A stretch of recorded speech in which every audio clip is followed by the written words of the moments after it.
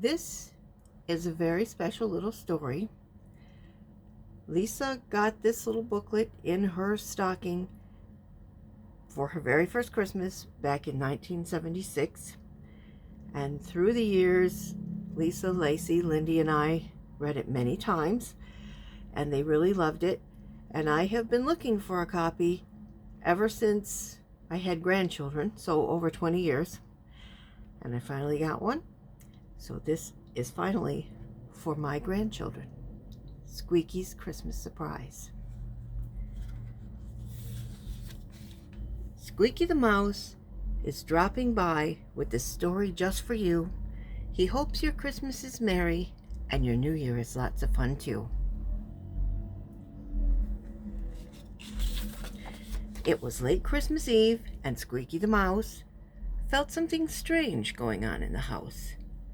He hurried downstairs and he stopped.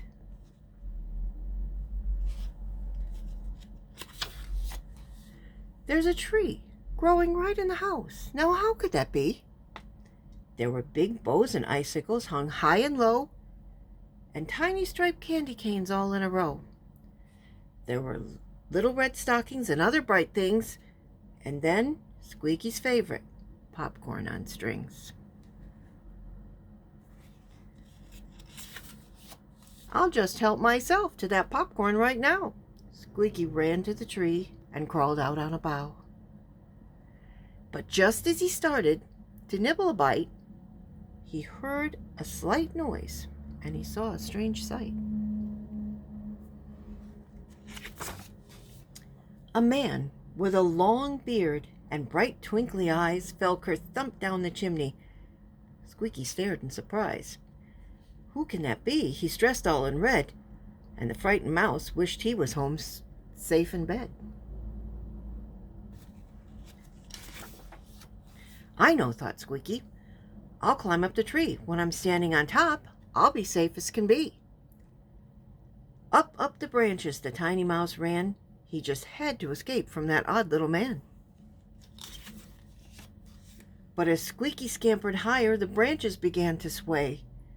It's him, quaked the mouse. He's coming my way. Quickly, Squeaky looked for a safer place to go. A stocking, he thought, and jumped down in the toe. I don't think he saw me, sighed Squeaky the Mouse, but I wonder what he's doing here in the house. He heard some soft footsteps moving about, and he thought, in the stocking, when will I get out?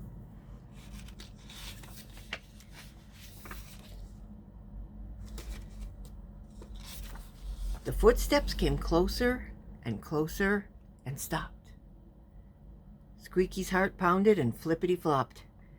But just as he thought he could stand it no more, he heard someone quietly close the front door. And at the top of the stocking, as nice as you please, Squeaky discovered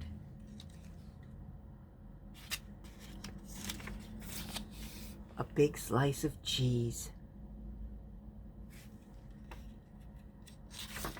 Still don't know who he was, squeaked Squeaky with glee, but he was nice to leave such a good present for me.